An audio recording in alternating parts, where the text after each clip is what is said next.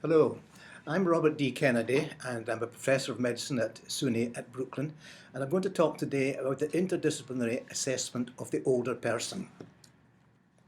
This is me.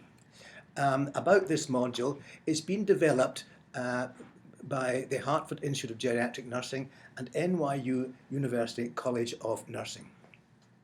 These are the people who are in the consortium, where there are 4 academic partners committed to training a wide range of health and human service professionals. And this is basically related to the City of New York and its environs. Now, the objectives of this module are listed here. I want to try and define comprehensive geriatric assessment. I want you to be able to understand the role of the nurse in CGA, which is Comprehensive Geriatric Assessment, and also to understand the various components of CGA. This is just an idea of the kind of individual that assessment is aiming for. What is the purpose of CGA? Well, it's to promote wellness and independent function in the multifaceted care of the older adult. And we've got to define function in this respect. Here is what function happens to be. It's an amalgam of the abilities in these domains: physical health, cognitive abilities, psychological function, and social well-being. But later on, I will discuss other domains. Now, here is basically the nuts and bolts of what CGA is about. It's multidimensional. It deals with all aspects of the issues in relating to the older person in maintaining their functional ability. It is highly interdisciplinary, and that means that other professionals, nursing, medicine, social work, and many others come together to perform the diagnostic process, to perform the assessment, which we call CGA. So to do this, we've got to determine the medical and the psychological and the functional status of the older person. This will require us to develop a coordinated plan of interventions, and interventions are no use unless there's long-term follow-up by the interdisciplinary team who relate to each other. Now, this means that we've got to be highly coordinated. There's got to be a team leader, but that doesn't necessarily need to be the same person at every team meeting. The team leader, I would maintain, is basically the person who's mostly involved with the domain that's being discussed. To coordinate the aspects of CGA, we use standardized different domains of function. These domains are cognition, function, affect, and many others, and I'll list them later. The other object is to maintain or enhance quality of life. We want to identify formal and informal support mechanisms and systems, because these are all important in maintaining the older person in the community. And finally, it's no use doing coordinated interdisciplinary teamwork unless we identify the prognosis, we monitor our effects in interventions, and we have long-term follow-up. Where do we do this? All sites of care. It happens in the ambulatory setting, and that's probably the most ideal place for it. It happens in the emergency room. It happens in the hospital. It happens in the nursing home, and above all, in the subject's home. And that's essential for determining what the plan is going to be. Without knowledge of the person's home, which usually implies a home visit by one of the professionals involved, the plan is often meaningless.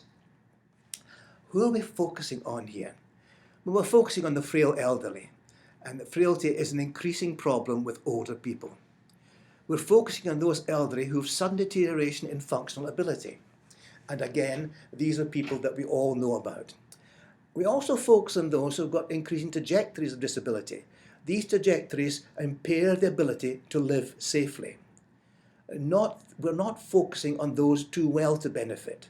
And we're not focusing on those with terminal illness in its really terminal stages. Therefore, in dealing with who we're going to focus on, we've got to target our interventions. We've got to target our assessment. Now, let me give a little bit about the history of comprehensive geriatric assessment.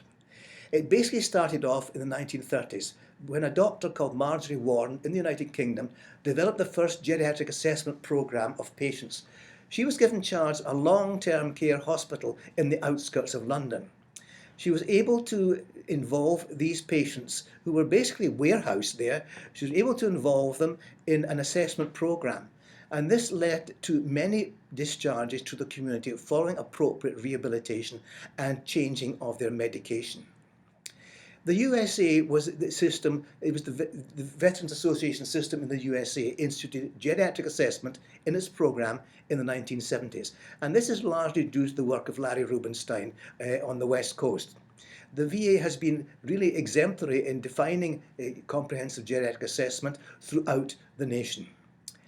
Outside the VA, funding and professional actions were delayed until geriatric medicine and nursing was sufficiently developed, and that has taken a considerable amount of time. That is why comprehensive geriatric assessment is highly variable in terms of its focus in different parts of the country, in different cities in the country, in different programs of the country. Now let's talk about the domains of geriatric assessment, and by domain I mean the major areas we need to focus on. This list is not exhaustive, though it must look so. Basically, we want to look at the medical issues, we want to look at physical function, we want to look at social function, we want to look at cognitive function, that's highly important, and affective function. Here we're dealing with depression.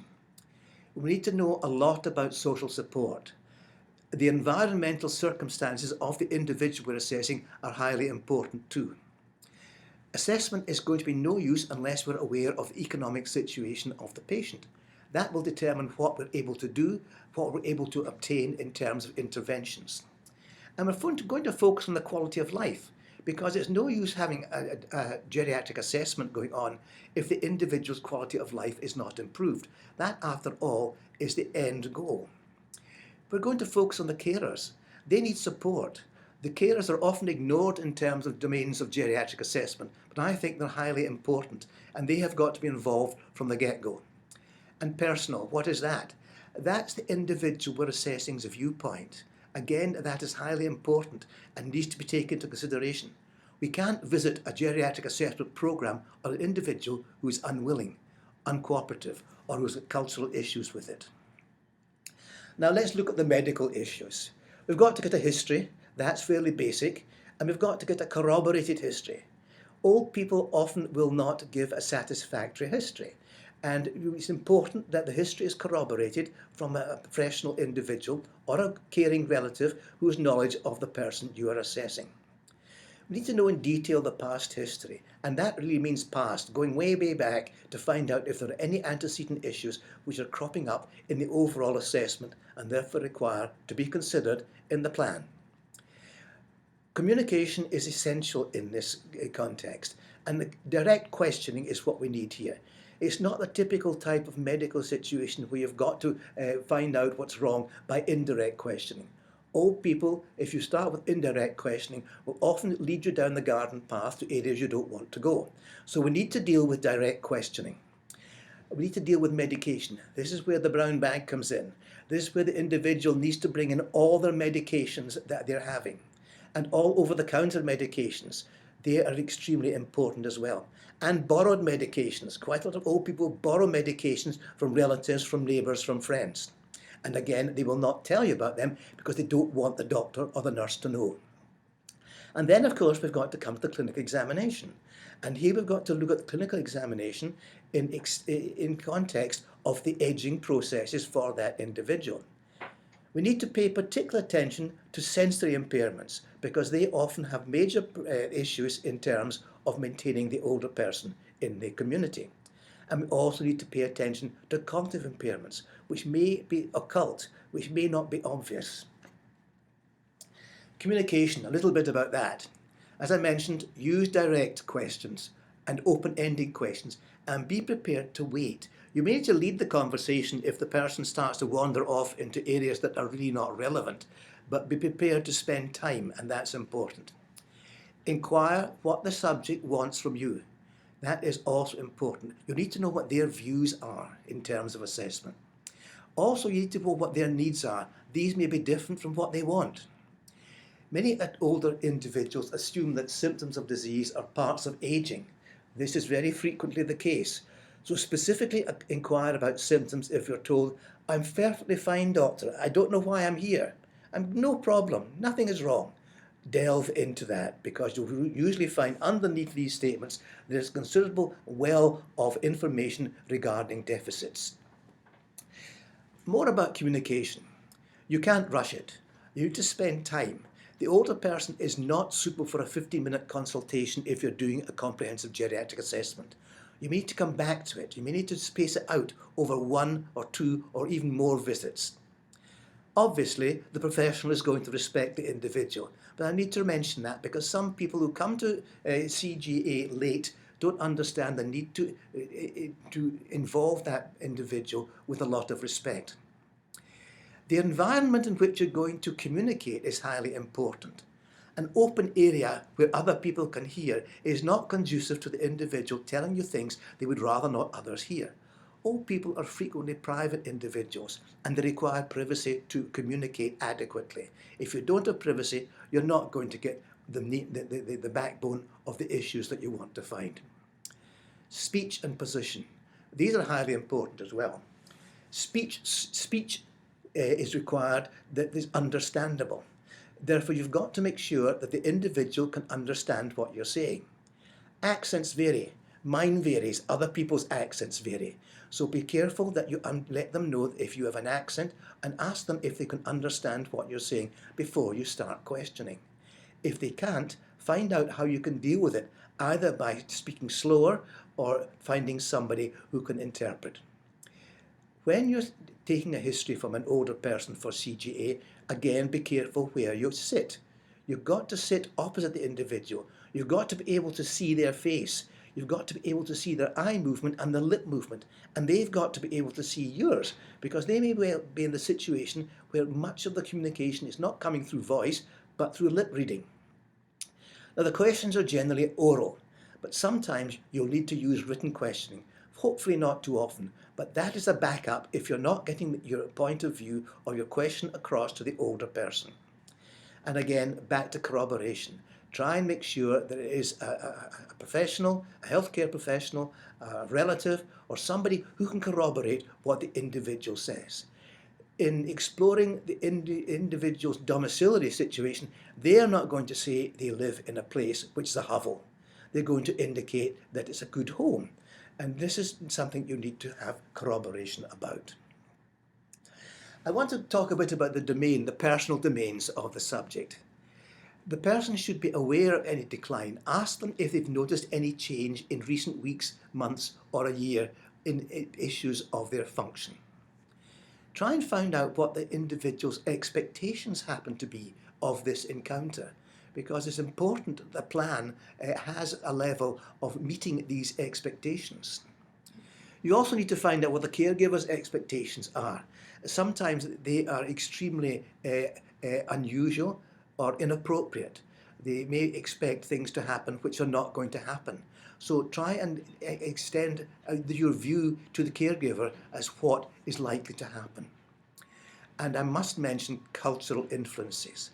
These have a major impact on the care plan. The care plan cannot be isolated, cannot be made without influence of the person's cultural background. We have so many different cultural influences in this country that this is essential. What one individual may accept in a care plan may be totally taboo for another individual. Now, we want to talk about preventive measures, and I list some here, and I've deliberately not gone into details about cancer screening, because cancer screening is now a highly debatable subject. There is no debate about colonoscopy, which is required for all individuals over the age of 65. This should happen at 10 years if the last one was negative.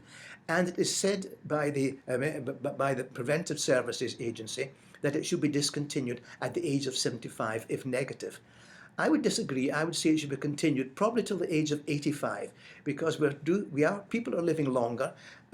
Colon cancers are coming up more readily in older people, so I would be careful about limiting the upper age limit to 75. I would suggest 85. Immunizations. We know about flu shots. Though the uptake for flu shots is high in older people, its preventive aspects are less satisfactory than in younger people. Nevertheless, we should insist on annual flu shots for older individuals. Pneumococcal vaccine is important. It is very helpful in preventing or ameliorating the symptoms of pneumococcal pneumonia, which is common in older people. The vaccine should be given every 7 to 10 years in an individual. And recently, herpes zoster vaccine has come into play. Unfortunately, this is not yet covered in most of the Medicare programs, though it is in some of the more private programs. Herpes zoster vaccine is not to prevent herpes zoster, it's mainly to prevent post-herpetic neuralgia, which is the major problem in old people with shingles. It is an extremely painful condition and can cause a major impact on function and quality of life. Now I say here valid cancer screening. As you probably have read in the newspapers and are aware from television, there's a lot of debate just now about breast cancer screening. And I'm not going to give you any definite levels of screening here, except to say that cancer screening from 65 onwards should be carried out in older people at least once, and if not negative, more frequently. Osteoporosis is another issue that we need to talk about. Osteoporosis is common in both men and women. In women, we screen for osteoporosis from the age of 65. In men, from the age of 75. In women, if they've got risk factors, we screen earlier, such as 60. Risk factors would be a history of osteoporosis, previous fractures, something like that, or if they've been on steroids. Osteoporosis basically involves taking a dietary history to ensure they're taking a reasonable amount of calcium, that they're exposed to sun to get vitamin D, both of which are preventive in terms of osteoporosis, and also bone scanning at regular intervals. This should be done every 2 years if there is a problem. If it's negative, two negatives in succession means that the individual no longer requires bone scanning. Skin evaluation should happen every year. This is because skin cancer is the commonest cancer in older individuals. Eye evaluation should also happen every year from a reputable ophthalmologist. Again, deficiencies in vision have a major impact on the function of the older person in their daily life and in their quality of life. Let's talk a bit more about domains of physical function, and here we get into sensory issues. We want to talk about gait. Many old people have an impaired gait, therefore this should be observed in terms of the physical examination. So should balance. Many old people complain of problems with balance. This will lead to falls.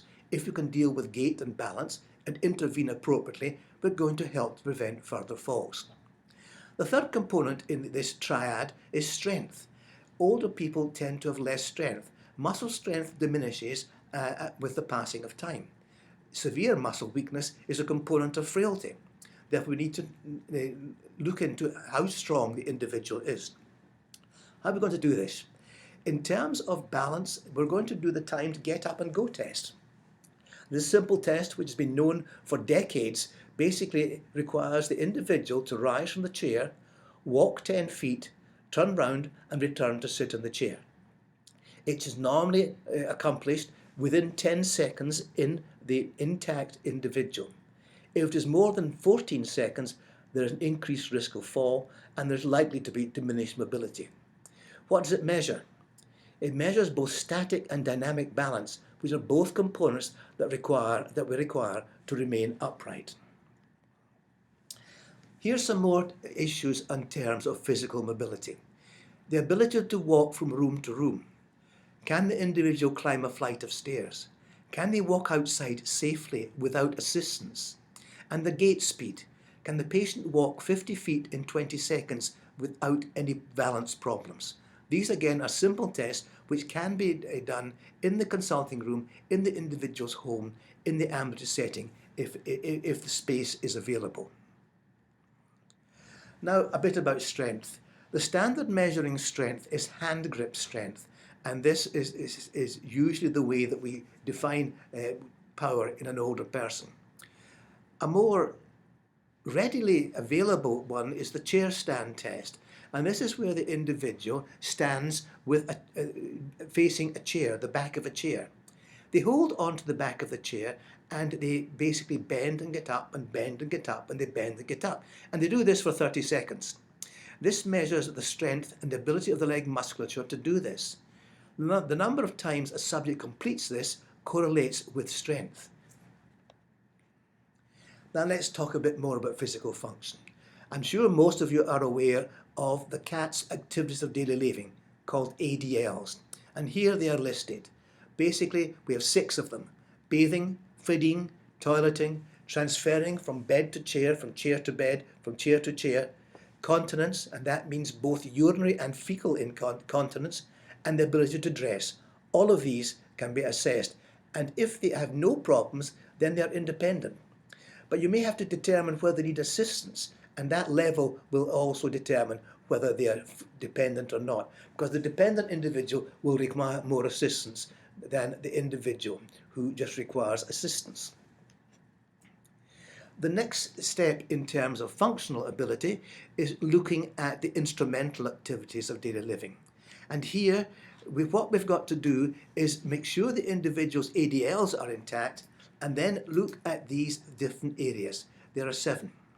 Telephone use, meal preparation, housework and cleaning, taking medication satisfactorily without error, managing your own finances, being able to use transportation, and shopping for yourself.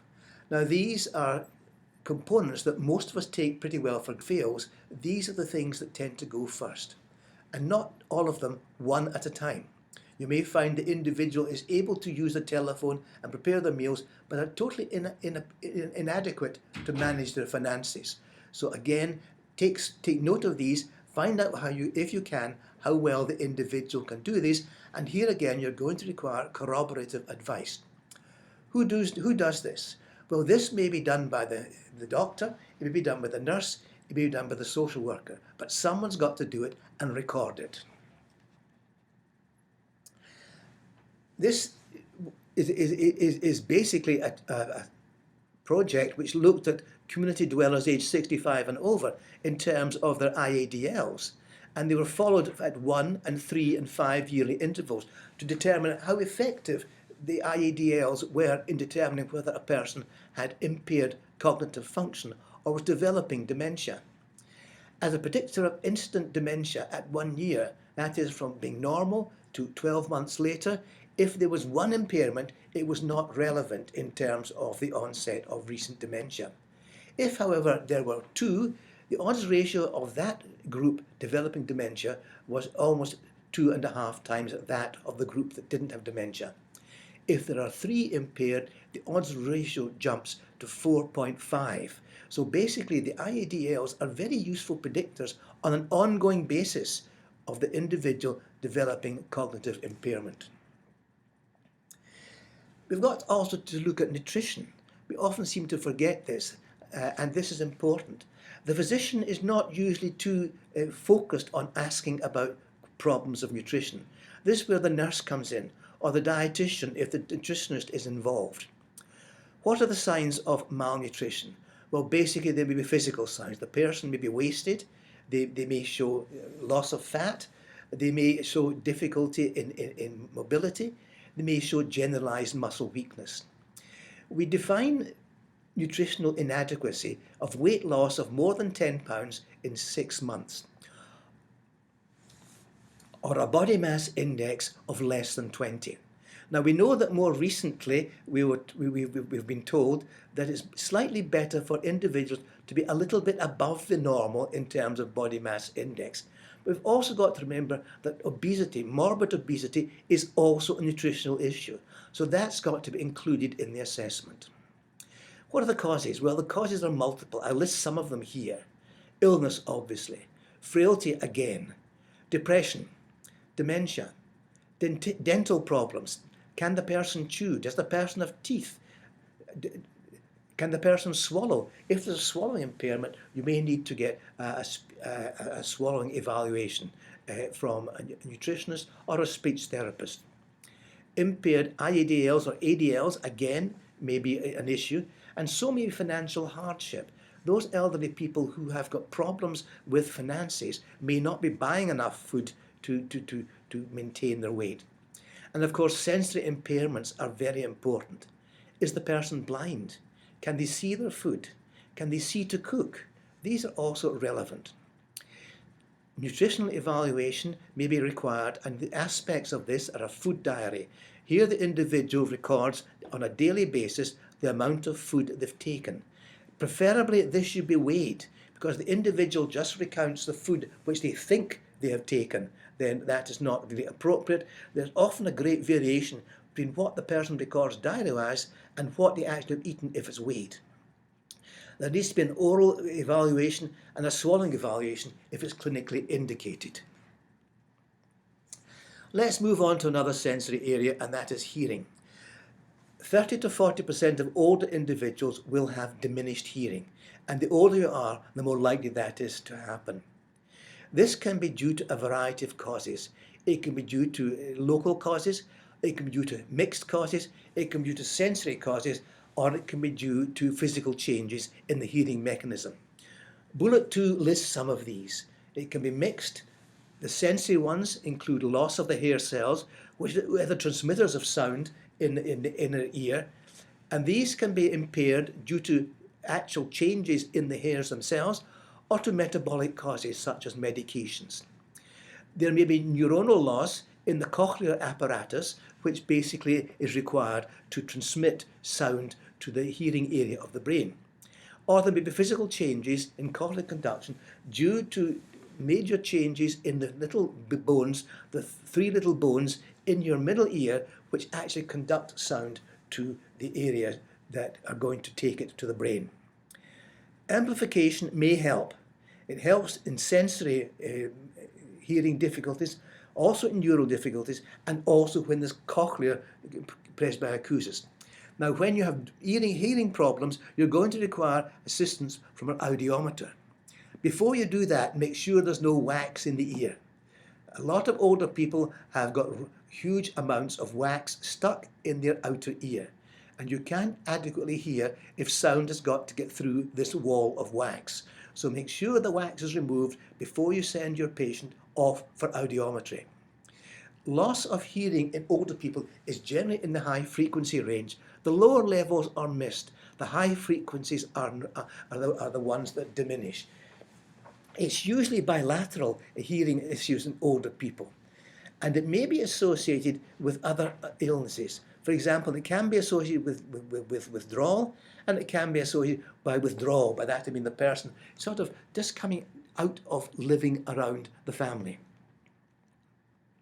Now we're going to talk about vision, and this is another area that clearly becomes impaired with the passage of time. It affects about 30% or more of those over 75, and again, the older you are, the more likely you are to be affected. How do we evaluate it? Well, we do this by visiting an ophthalmologist. About 40% of visits by the elderly are to eye doctors. The United States Preventive Services Task Force recommends annual vision testing, and this is important because regular testing will be able to detect occasional episodes of potential blindness before they actually happen, and prevention is much better in these instances. Here is some levels of prevalence of blindness in older individuals, and by blindness I'm looking at worse than 20 over 200 vision. And notice how it increases over the passage of time. In those up to 74, only 1%. Over 90, 17%. Nursing home patients, 17%. That's not surprising. That's one of the reasons they're in a nursing home, because there are problems in function, which is also partly due to visual impairment. Functional visual impairment, again the prevalence is high. Here we find it extremely high in those over 90. The physical assessment of vision is going to include determining whether the individual has cataract or glaucoma or macular degeneration. Cataract we can do quite a lot about. Glaucoma, if got early, we can also do quite a lot about. Macular degeneration is much more difficult, and it needs to be detected early if we're going to be able to help it. Unfortunately, many cases of macular degeneration are beyond help. It's also important that we test vision in different parameters. Our vision consists of static vision and dynamic vision. Static vision when we're sitting down watching, that may be impaired, And dynamic vision is vision when things are moving, may also be important. Dynamic vision is extremely important for those who still drive motor cars, because you need to be able to watch what's going on the road around you, pedestrians, other cars, traffic lights, and so on.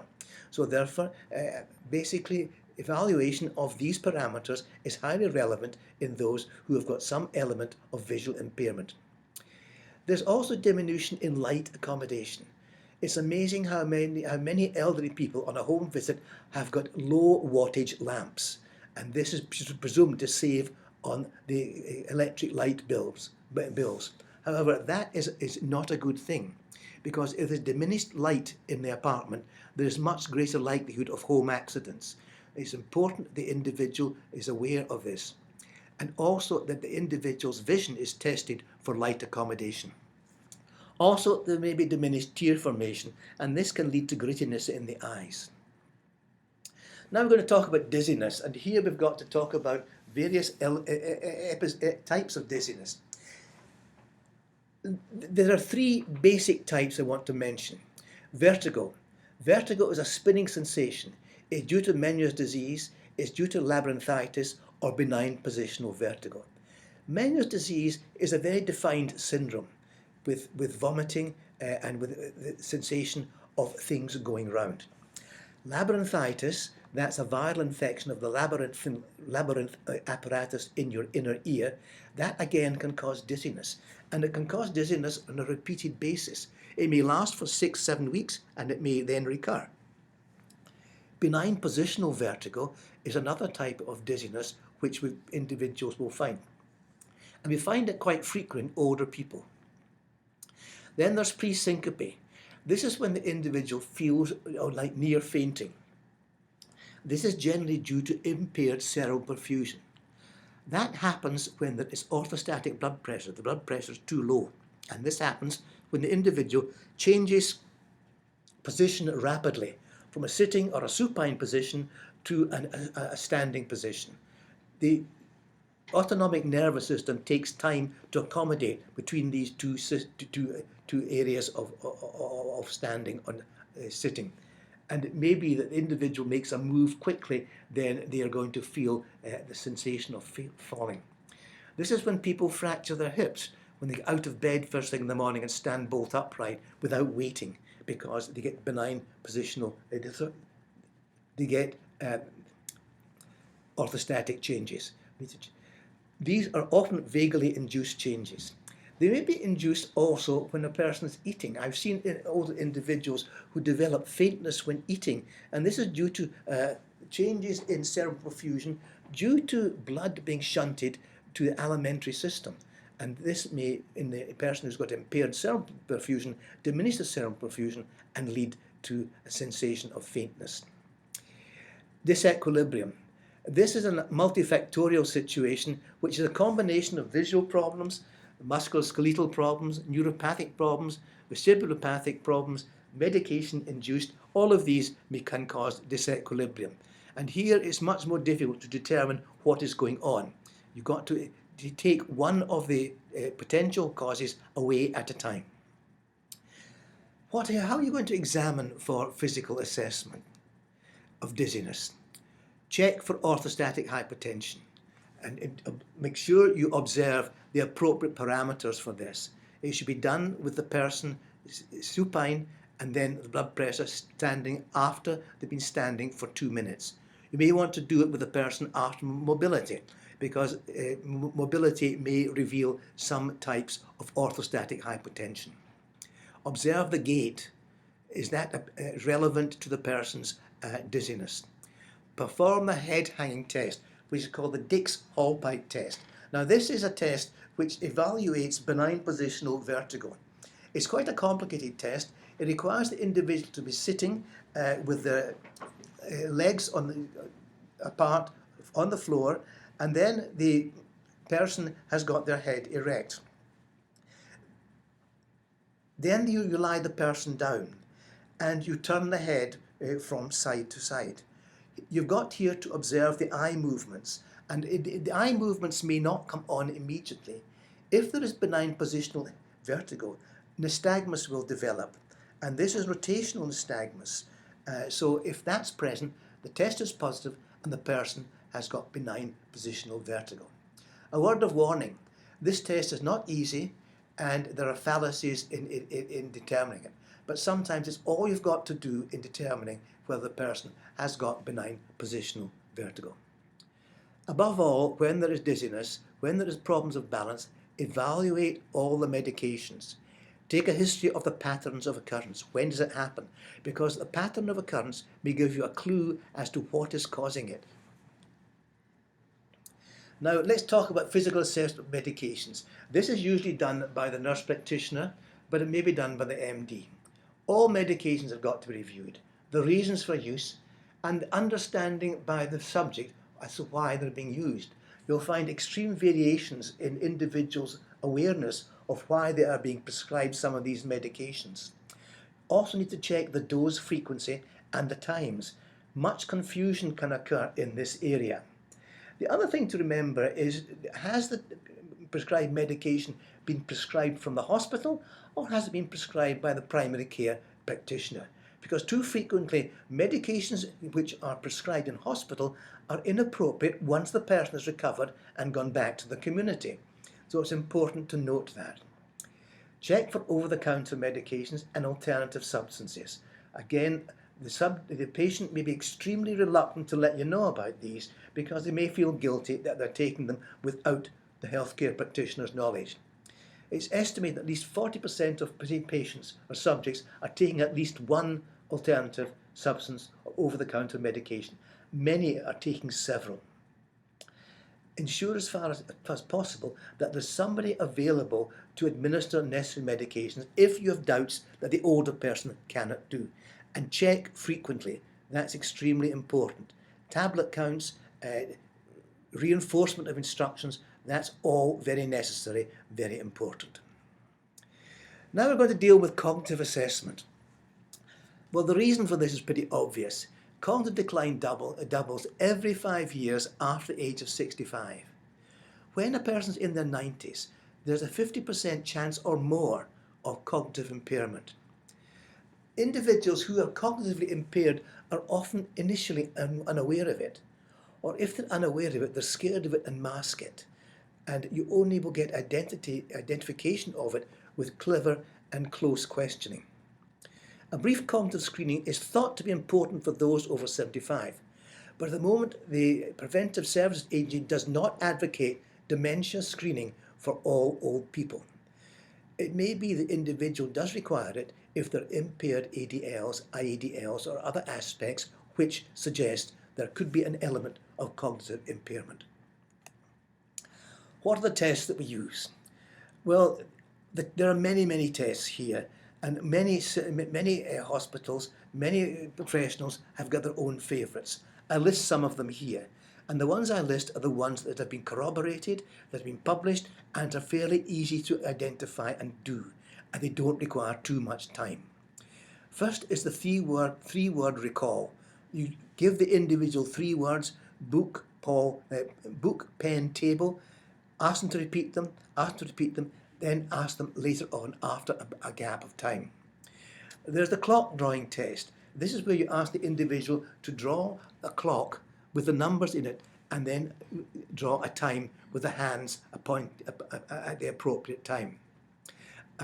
This basically tests executive control and visual spatial function. The mini-cog test is a good test because it's a combination of the two above, the 3-word recall and the clock drawing test. A person has got a normal mini-cog if all 5 components are correct, or if they have 4 out of 5. You score 1 for each correct word recall, you score 2 for the clock drawing test.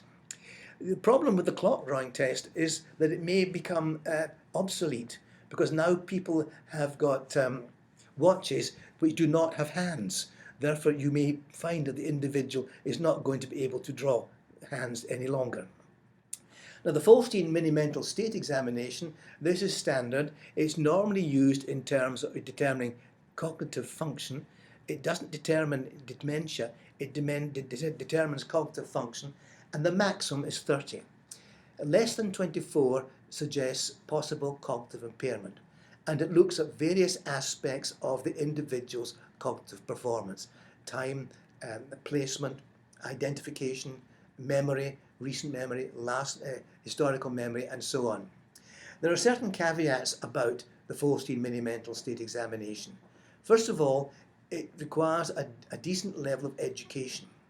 It requires the individual to have comprehension of English or any of the languages it has been tested in. It requires motor skills because there's a writing component. It requires visual skills because there's a visual component.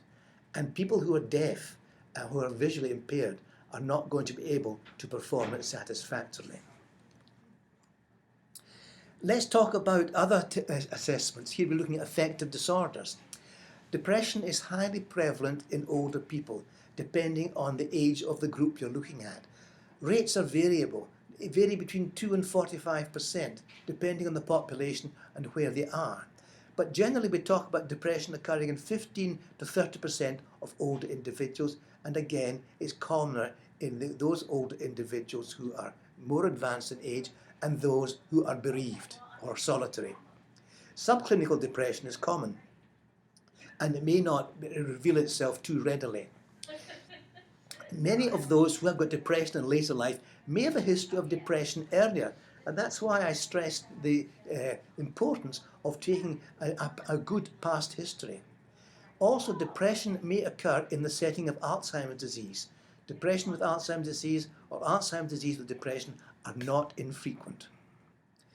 How do you determine in testing it? Well, there's the depression score, which is a 4-question test, and the questions are you satisfied with life? Do you feel that life is empty? Are you afraid that something bad is going to happen to you? Do you feel happy most of the time? And basically, on the basis of this, if the score is 2 or less on this, then the person has got depression.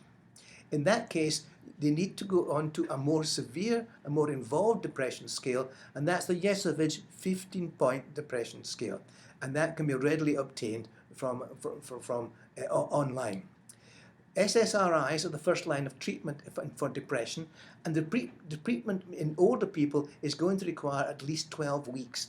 Now, older people are extremely reluctant to take antidepressants. They feel that there's still a stigma in taking medication for a disorder of the mind. Therefore, you may need to be careful in how you present it to them. Social assessment is again important. I list some of the obvious areas here. The support system. How effective is it? Is it solid or is it on and off? Living conditions. Are they appropriate? What are the cultural needs, the ethnic needs and beliefs of the older individual? This is very relevant for the program that is being conceived.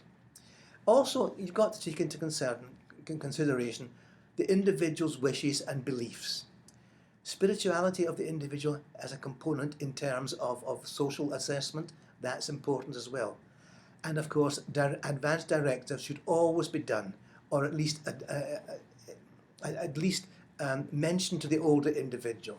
There may be some ethnic areas where advanced directives are inappropriate, for example, some Eastern groups, but again, it's important that you do mention the need to consider it.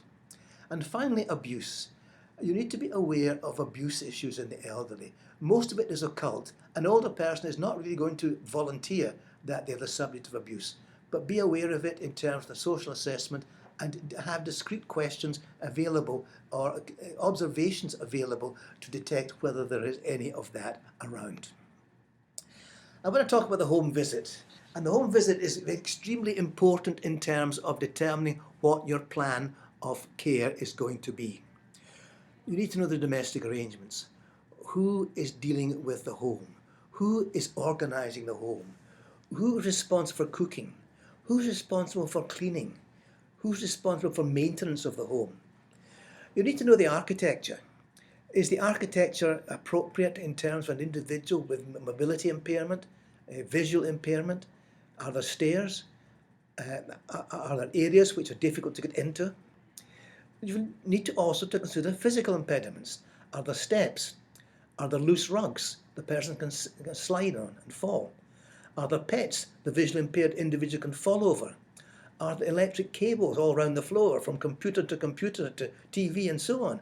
Again, a hazard for the individual who's got gait problems. What's the light level like? Can the individual see readily all the aspects of the home that they need to? What is its cleanliness like? That is also extremely relevant because it gives you an idea of the person's ADL abilities. Is there food in the house? It's amazing how frequently in an impaired individual you'll find that there is minimal or no food in the refrigerator, and they're really getting by on neighbours bringing in food or delivery food on a regular basis. And again, check the medications. This is where you can determine whether the medications are prescribed or not prescribed, over the counter or other. The social worker has got a role too. Basically, that's to organise a supportive and safe programme for the individual. To ensure that the person is getting appropriate entitlements, many entitlements are kind of difficult to determine whether the individual is entitled to them, and that needs to be looked at. Money management for the older person who's got impaired cognition or impaired visual ability is important. There are now programmes in many areas which deal with this, and it's important that the older individual is aware of this. The final thing I mentioned here is the acceptability of services. It's no use putting in services if the individual is not going to accept them. All of us working in care of the elderly have had numerous occasions where home care services have been instituted and the older person has sent them away. That is something that has got to be expected, unfortunately, and you've got to try and negate that by introducing it on an appropriate way. Many older people still have prejudices in terms of home care or the kind of home care individual, and that has got to be paid attention to.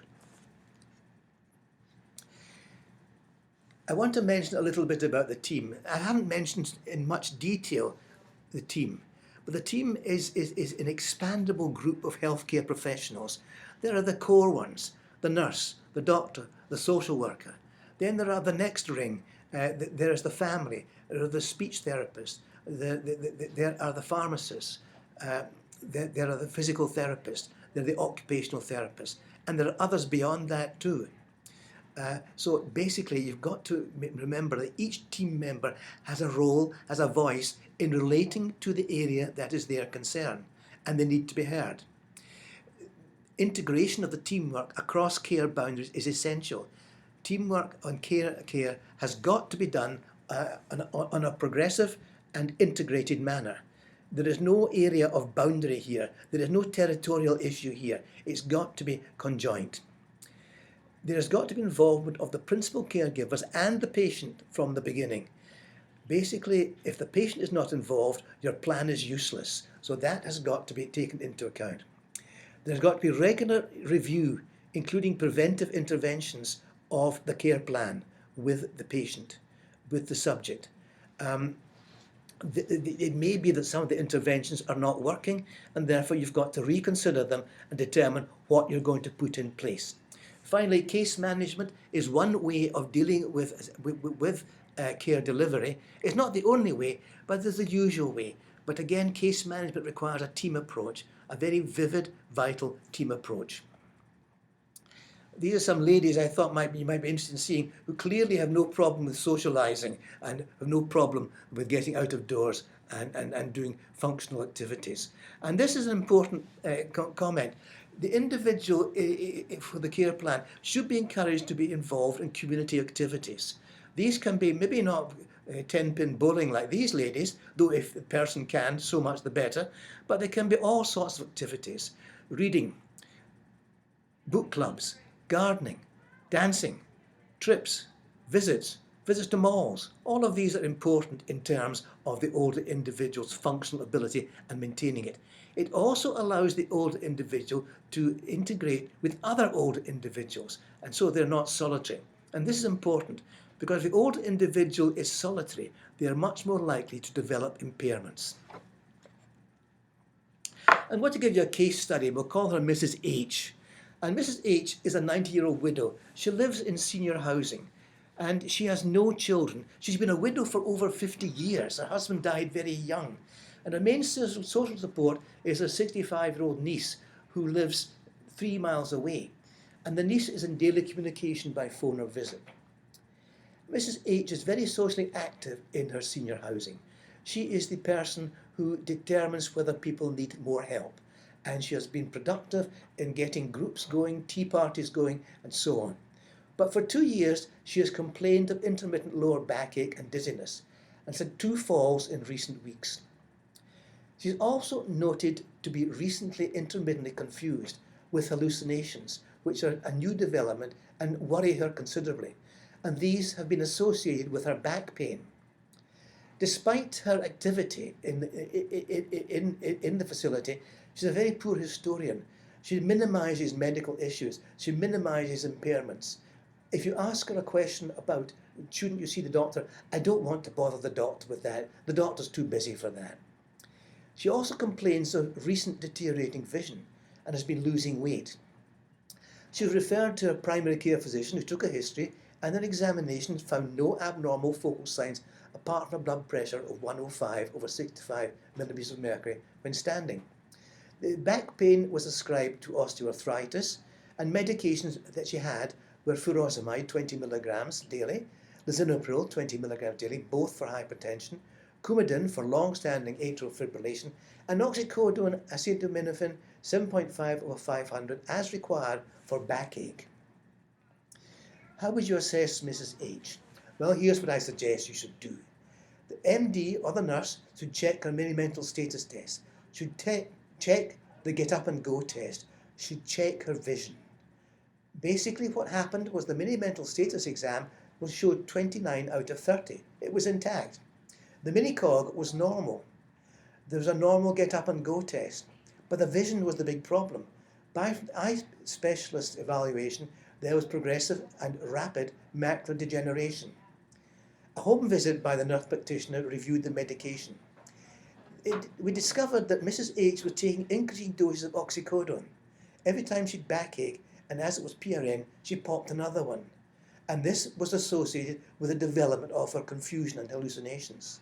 So the plan was to reduce the oxycodone, reduce the diuretic because of the blood pressure, which was too low. 105/65 is far too low for a 90-year-old lady. And the diuretic was reduced, as was the lisinopril. In environmental review, there were no environmental hazards for falls, and the person cooked using a microwave, but it was felt that an enabling bed rail might help to prevent a degree of dizziness when she got up in the morning. Swallowing review was normal, but unfortunately Mrs. H couldn't see her food distinctly. She couldn't see the food to cut it up on the plate. She couldn't see the microwave controls. So all of these were aspects that were determined in terms of the care plan, which addressed vision, medication compliance, ADLs, IEDLs, confusion, falls, autonomy, she was extremely insistent on her own autonomy, pain management, quality of life, nutrition, entitlements, what did her macular degeneration entitle her to, safety in the home, and the overall home environment. After much consideration of this, we came to the following conclusions. First of all, the patient was lucky in that her niece is a social worker who could activate the care system. And this is important because this lady had a very active advocate. Those who have advocates often do much better in terms of assessment than those who don't have advocates. And the team becomes the advocate for that individual who's undergoing CGA. Mrs. H, a previously gregarious person, is now severely constricted by advancing blindness, and the plan was to assess the blindness for further home care benefits, acquire visual aids such as a phone for the blind or the visually impaired, a TV screen enhancer, big print books, big print newspapers. All of these were instituted.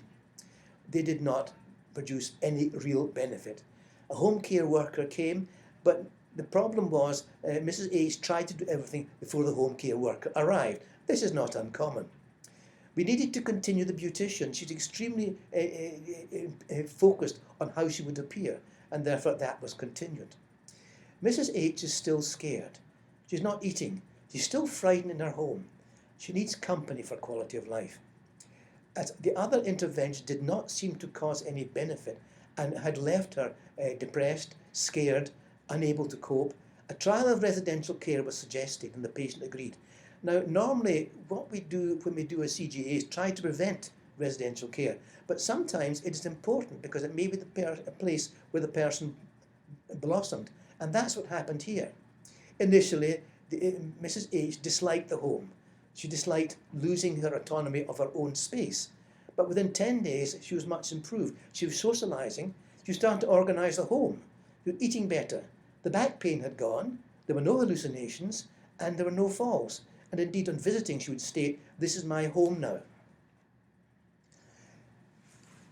This gives you an example of how the team works in terms of comprehensive geriatric assessment. Here are how it affects the individual. It optimises health outcomes. It improves function in the deficient domains. It improves the quality of life and diagnostic accuracy. Hopefully, it reduces unnecessary interventions and services, and that's important because too often too many interventions are suggested which may not produce benefit. It's important that the unnecessary interventions are eliminated. Also important is improving the long-term care and community care.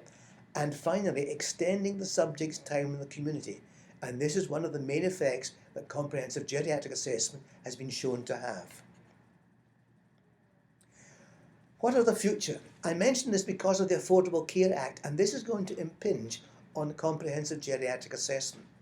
It's going to result in team-orientated medical homes, which is going to have a very major impact in terms of geriatric assessment. We're going to have advanced care practices which are going to deal with comprehensive geriatric assessment in a much more important, practical and meaningful way. The Affordable Care Act is also going to be involved in transitional care, which hopefully will deal with that gap between hospital admission and the person returning to the community.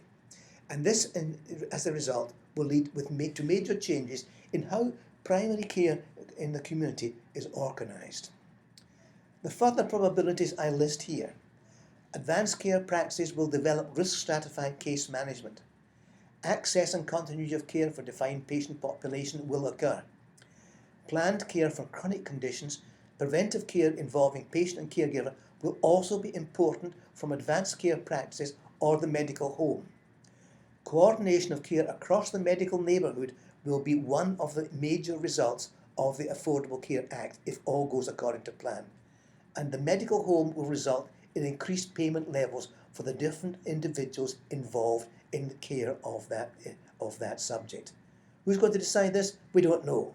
It may be CMS or it may be another accrediting body. That will decide at the end of 2013. That's my talk. I hope it's been of value. There will be some questions on this. Thank you. Bye-bye.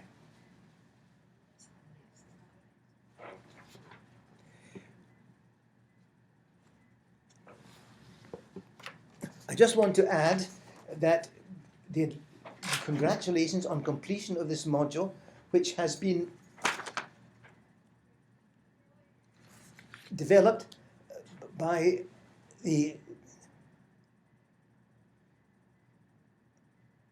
Hartford Institute for Geriatric Nursing, New York University College of Nursing, and the combined New York Geriatric Education Center.